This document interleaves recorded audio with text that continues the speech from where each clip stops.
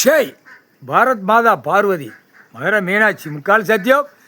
எல்லா ஐயமார் பைகளுக்கு பூரா பூணூல் போட்டவன் பூரா மந்திரம் கோயிலில் ஆடுறவன் பாடுறவனுக்கு பூராமே இப்போ ஏழராணி சனிக்கிட்ட எரிச்சு முடிச்சிடும். அந்த இப்போ இந்த டைமில் எல்லாம் எரிச்சிடுவாங்க. எரிச்சு முடித்த உடனே எல்லோரும் போய் ஏழராணி சனிக்கிட்ட எரிச்சாச்சுன்னா ஆட்டோமேட்டிக்க அப்படியே மானிட ஆணும் பெண்ணும் அப்படியே சுணக்குன்னு கீழே விழுவான். ஒரு நோய் வந்தவொடனே சுண்டி அப்படியே ரோட்டில் சுண்டி விழுந்து சேவான்னு போட்டாரா கணக்கு.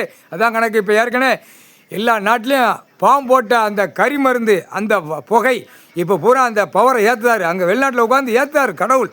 ஏற்றி அந்த காற்று மூலியமாக விட்டு பூரா பூமியை பாழாக்கணும். பூரா சொட்டுன்னு அந்த நோய் வரையில் சாவுவான்.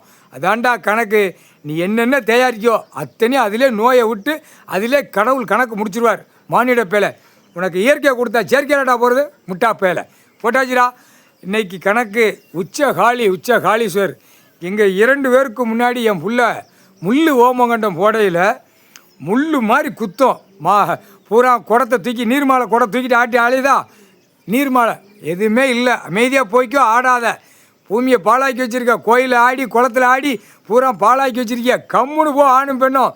முள்ளில் கணக்கு போட்டாச்சுன்னா காப்பு கட்டுற வீட்டில் பூரா குத்தி அப்படியே குடும்பமே நாசமாக போகும். ஒன்று வேப்பங்கொலையை வச்சு ஆடி பூரா பாடி கொலையை தொடாத. ஆமாம், என்னுடைய வேப்பங்கொலையை தொடாத. மானிட பேலை பார்த்து ரசிச்சுட்டு போ, கும்பிட்டுட்டு போ. அந்த மரங்கன்று எங்கே வேப்ப மரம் இருக்கோ கும்பிட்டுட்டு போ.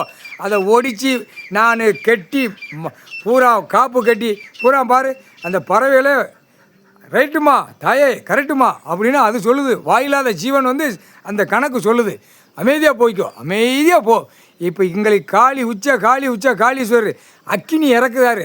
இப்போ ஐயா கடவுள் அக்கினி இறக்குதாரு. அக்கினி என் புள்ள முன்னாடி போட்டான். எல்லாவனும் தொலைஞ்சி நாசமாக போயிருவியடா. நாசமாக போயிரிய ஏண்டா. பல நாள் கணக்கு போட்ட கணக்கு கூட கடவுள் பூமியில் உட்கார்ந்த கணக்கு கூட நீ எடுக்கலை, பார்க்கல, கேட்கலன்னா அப்போ என்னடா செய்வார் கடவுள்? அக்கினியாக எரிச்சிருவார். கவர்மெண்ட் வாழாக்குற வீடு வாசல் எல்லாமே அக்கினியாக எரியும். புரியுதா? அரசியல்வாதி வீடு வாசல் அக்கினியாக எரியும். இதை எரிச்சாச்சுன்னா ஆட்டோமேட்டிக்காக வெளியே போக அரசியல்வாதி முண்டமாக போவான். முண்டம்னா என்னன்னு தெரியுதா? அப்படியே முடிச்சிடுவான். மாநில போய் ஓட்டு முத்திரை போடுதானா கிள்ளி எறிவான். அந்த மாதிரி மூளையை திருப்பி விட போகிறார். இப்போ அதான் அக்கினியை இப்போ மூளையில் ஏற்றுறாரு.